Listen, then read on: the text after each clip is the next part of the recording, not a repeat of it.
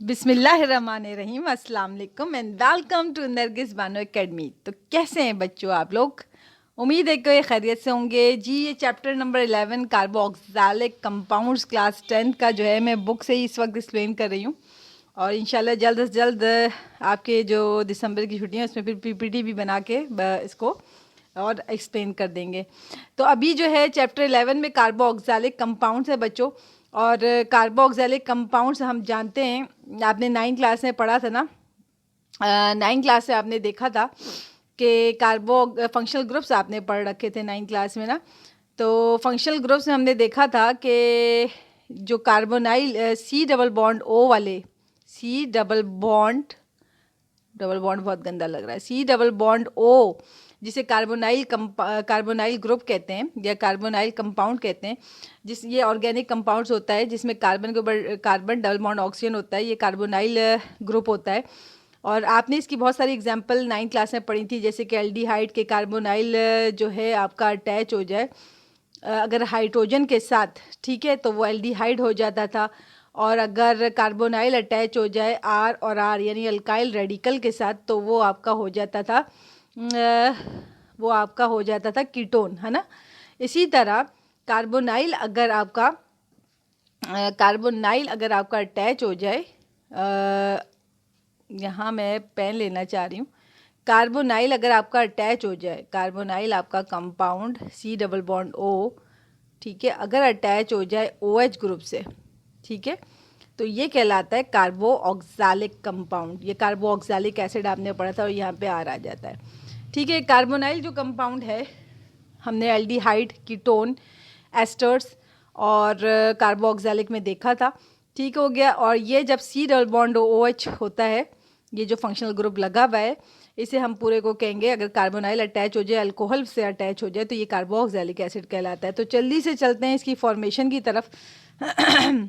Formation of ethanoic acid हम देख रहे हैं, हमने नेमिंग भी सीखी थी 9 क्लास में। अगर सी डबल बॉन्ड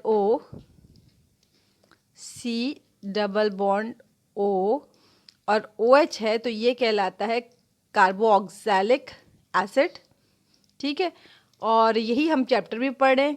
अगर एक कार्बन हो, सही, और साथ में आप यहाँ पे आर अटैच कर दें, आप हाइड्रोजन अटैच कर दें, चलें लेट्स सपोज ये हमने हाइड्रोजन अटैच कर दिया, तो एक ही कार्बन है, तो नाम कैसे हम देते थे? मीथेन, क्योंकि एक कार्बन पे नाम होता है मीथेन। मीथेन का ई ड्रॉप करके हम क्या कहते थे? मिथेनोइक एसिड, क्योंकि carboxylic acid and with oic acid, है ना।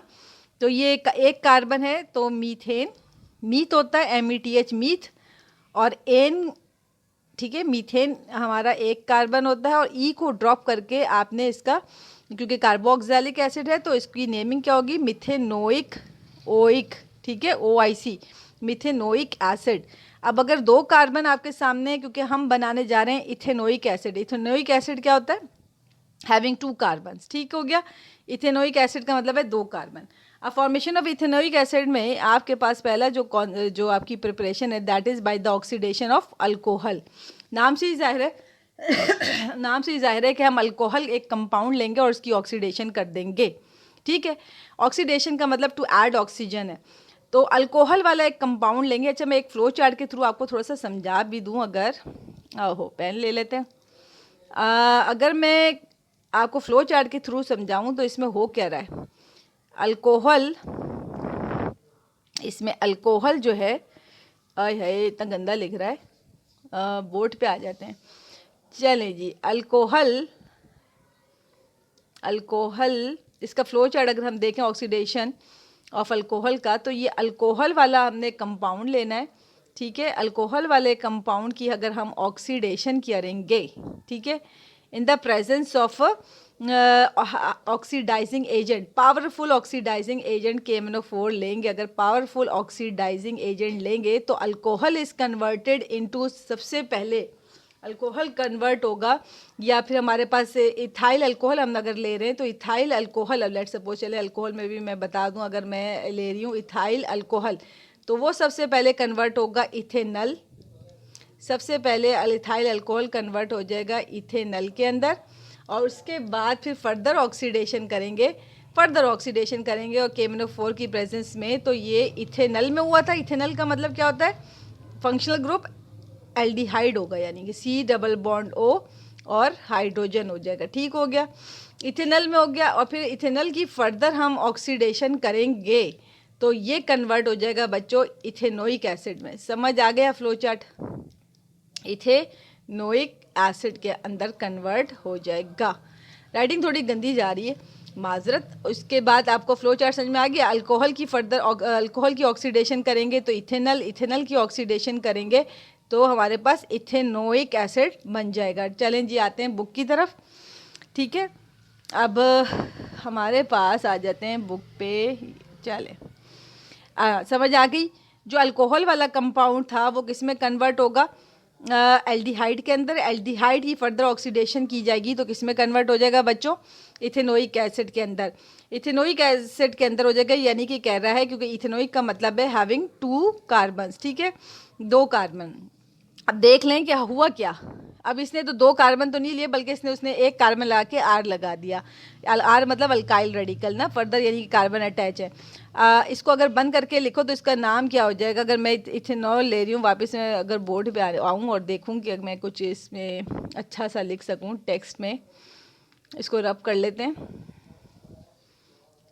इसको मैं आपको समझाती हूँ। चले जी, तो इन्होंने क्या किया है कि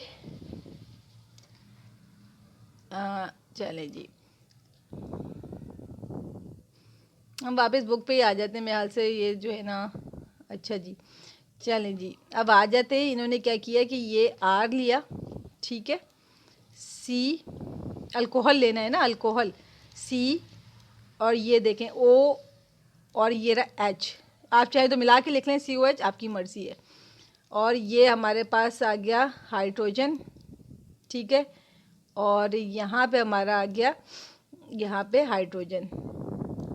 सही है, ये हमारा हो गया अल्कोहल वाला कंपाउंड हो गया। अगर आप बुक पे आ जाए ज़रा देखें आप, यहाँ पे भी ये O लगा है, OH, ठीक है, इसको मैंने ये डैश करके लिखा है, यहाँ हाइड्रोजन और हाइड्रोजन आ गया।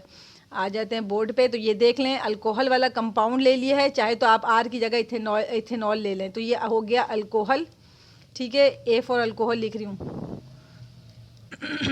ठीक है, अल्कोहल, उफ़ो, अल्कोहल की ऑक्सीडेशन करेंगे, एक पावरफुल ऑक्सीडाइजिंग एजेंट ले लेंगे KMnO4, साथ में एसिडिक मीडियम होगा जो कि हमें ऑक्सीजन प्रोवाइड करेगा। KMnO4 का काम क्या है बच्चों, और एसिडिक मीडियम का काम क्या है कि हमें जो है ऑक्सीजन की सप्लाई करेगा और हाइड्रोजन को ले लेगा। तो ऑक्सीडाइजिंग एजेंट क्या करता है कि इट टेक्स अवे हाइड्रोजन। तो अब यहाँ देखें, यह क्या हुआ कि हाइड्रोजन यहाँ से निकला, सही है, यहाँ से भी हाइड्रोजन निकला।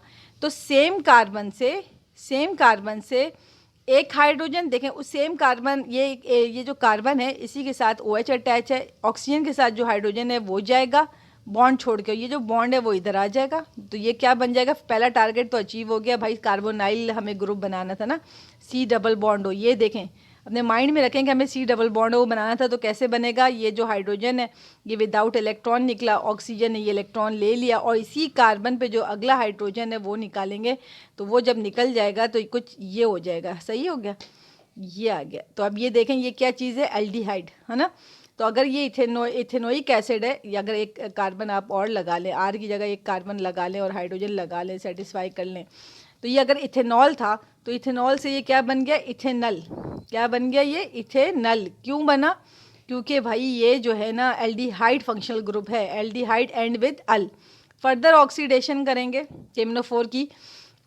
तो मैं आपको बता रही थी कि ऑक्सीडाइजिंग एजेंट का काम क्या है कि ये सप्लाई करता है ऑक्सीजन और इट टेक्स अवे हाइड्रोजन। तो सेम कार्बन से जहाँ पे OH अटैच था, तो O के साथ जो H अटैच है वो हाइड्रोजन वहाँ से निकलेगा, और सेम कार्बन से ही हाइड्रोजन निकलेगा, और इट सप्लाइज ऑक्सीजन। तो हमारा जो बाय प्रोडक्ट बनेगा वो क्या बन जाएगा, वाटर। सही है, H2O, बाय प्रोडक्ट वाटर बनेगा, और जो मेन प्रोडक्ट है वो इथेनल बन जाएगा। फर्दर ऑक्सीडेशन करेंगे तो इट सप्लाइज ऑक्सीजन, और अब हमारा फाइनली C+O, ठीक है, ये R, और ये सप्लाई करेगा ऑक्सीजन। तो ये देखें इथेनोइक एसिड बन गया, ठीक है। ओइक का मतलब है फंक्शनल ग्रुप C+O OH। चलें जी बुक पे आते हैं। तो ये मैंने आपको सिखा दिया, ये देख सकते हैं बुक में, ये मैंने खोल के लिखा है, हाइड्रोजन निकल गया, इस ये कार्बन जिसमें अल्कोहल मौजूद था उसके ऑक्सीजन के साथ हाइड्रोजन यहाँ से निकला, यहाँ से हाइड्रोजन बॉन्ड के साथ निकला, ऑक्सीजन ने डबल बॉन्ड बना दिया, ये अल्कोहल से इथेनॉल बन गया। ये देखें आप, पेन ले लेते हैं, अच्छा जी, ओहो ये जो था ये देखें एल्डिहाइड है, C double bond O H, ठीक है, एल्डिहाइड बन गया, एल्डिहाइड की फर्दर ऑक्सीडेशन करेंगे तो इथेनोइक एसिड बन गया। ये जो अल्कोहल, ये जो KMnO4 था ये पर्पल कलर था, ठीक है, पर्पल कलर से अब ये कलरलेस हो जाएगा। 1 hydrogen atom is remove from OH, जैसे कि मैंने यहाँ पेंसिल से लिख भी दिया है, और 1 from carbon attach to it, ठीक हो गया। अच्छा जी यहाँ पे अगर आ जाएं तो उन्होंने वही काम किया है कि अल्कोहल से ऑक्सीडेशन करेंगे तो इथेनॉल बना और पानी निकल गया, ठीक हो गया, ये आ गया आपका सेम। और बाय सेकंड होता है कि bye bacterial oxidation of ethanol, alcohol को अगर आप खुले हवा में रख देंगे तो जो बैक्टीरिया होता है जिसका नाम एसिटोबैक्टर है, वो इंजाइम जो है हवा के अंदर, क्योंकि एसिटोबैक्टर हवा के अंदर क्या करेगा, क्योंकि देखो लिखा हुआ भी है कि एरोबिक एनवायरनमेंट का मतलब ये है कि जब आप इसको अल्कोहल को खुला रख देंगे एयर के अंदर, एयर मतलब ऑक्सीजन के अंदर, एरोबिक एनवायरनमेंट के अंदर रख देंगे तो एसिटोबैक्टर एंजाइम जो है सिक्रीट करेगा और ये आपका इथेनोइक एसिड बना देगा, ठीक है। चलिए चलते हैं, रिएक्शन ऑफ कार्बोक्सिलिक एसिड पे आ गए हैं। और यहाँ पे आपको बताना, यहाँ पे एक जुमला लिखा है जिसको मैं क्योंकि कट शॉर्ट में बता रही हूँ ज़्यादा आपका टाइम ना लगे। Carboxylic acids are weaker acid than mineral acid. इस लाइन को अगर कहा जाए, एलोबरेट करें कि कार्बोक्सिलिक एसिड जो है मिनरल एसिड से ज़्यादा वीक है, तो रेज़र ले लेते हैं यार, razor, where is the razor,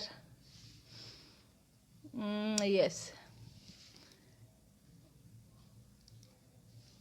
अच्छा जी, carboxylic acid is a weaker acid than mineral acid. अब सवाल ये होता है कि यार मिनरल एसिड होते क्या हैं, मिनरल एसिड से ज़्यादा वीकर है, ठीक है। अब कैसे हम जानते हैं कि कार्बोक्सिलिक एसिड कह रहा है वीकर एसिड है मिनरल एसिड होते हैं भाई HCl, ठीक है, मिनरल एसिड होते हैं आपका स्ट्रॉन्ग एसिड सल्फ्यूरिक एसिड, और मिनरल एसिड आपका होता है नाइट्रिक एसिड H2SO4, और दूसरा नाइट्रिक एसिड HNO3, बहुत ही गंदा लिख रहा है, HNO3 है, ठीक है, ये मेरा H था, बुरा ना मनाइएगा, ये मेरा H था, मैं आपको इसकी PPT अच्छी खूबसूरत सी बना के दूंगी, डोंट वरी। तो carboxylic acid a weak acid is a weak acid than mineral acid, ये मिनरल एसिड हो गए। और हमें कैसे पता, इथेनोइक एसिड ही ले लो, चलो इथेनोइक एसिड क्या होता है, acetic acid, commonly it is called acetic acid, CH3COOH, ठीक है, ये एसिटिक एसिड है, it is present in a vinegar, और ये वीक एसिड है क्योंकि इसमें कार्बोक्सिलिक एसिड फंक्शनल ग्रुप है, C डबल बॉन्ड OH, है ना, ये मैंने इसको कंडेंस फॉर्म में लिखा है। और weak acid is a acid which do not completely ionise in a water, 9th class में पढ़ा था कि वीक एसिड वो एसिड होता है जो कम्प्लीटली आयोनाइज पानी के अंदर नहीं होता, fewer number of hydrogen atom देता है। तो ये जब पानी में डलेगा तो ये देखें CH3COO नेगेटिव एसिटेट आइन देगा और साथ में हमें हाइड्रोजन आइन देगा, इसका ये मतलब है कि it has a fewer number of hydrogen atoms, तो इसलिए ये वीक एसिड है बानिस्बत मिनरल एसिड्स के।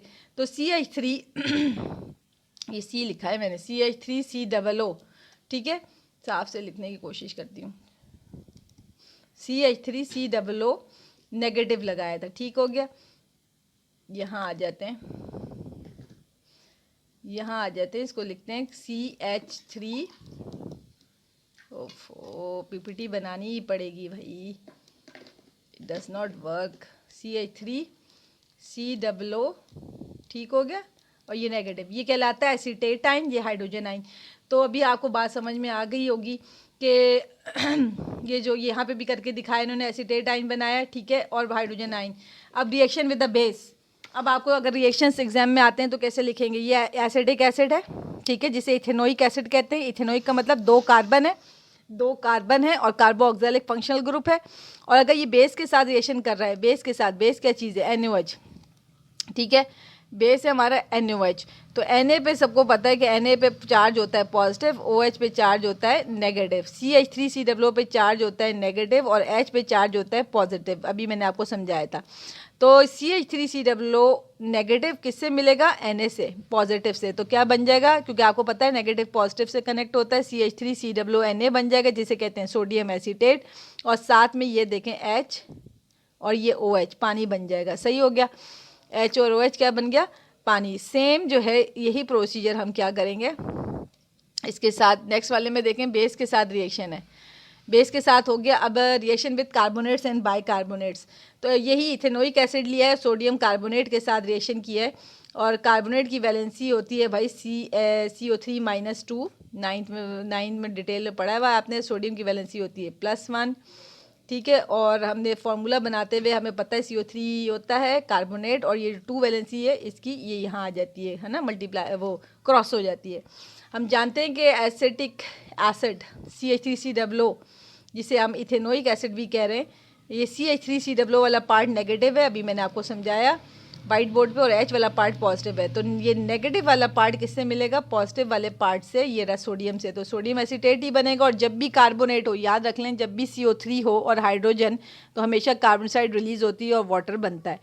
इसी तरह सोडियम बाइकार्बोनेट है, सेम प्रोसीजर है। CH3COO नेगेटिव, नेगेटिव किससे मिलता है, Na पॉजिटिव से, और साथ में कार्बन डाइऑक्साइड और वाटर बनता है लाजमी। जब भी CO3 हो तो कार्बन डाइऑक्साइड और वाटर बनता है।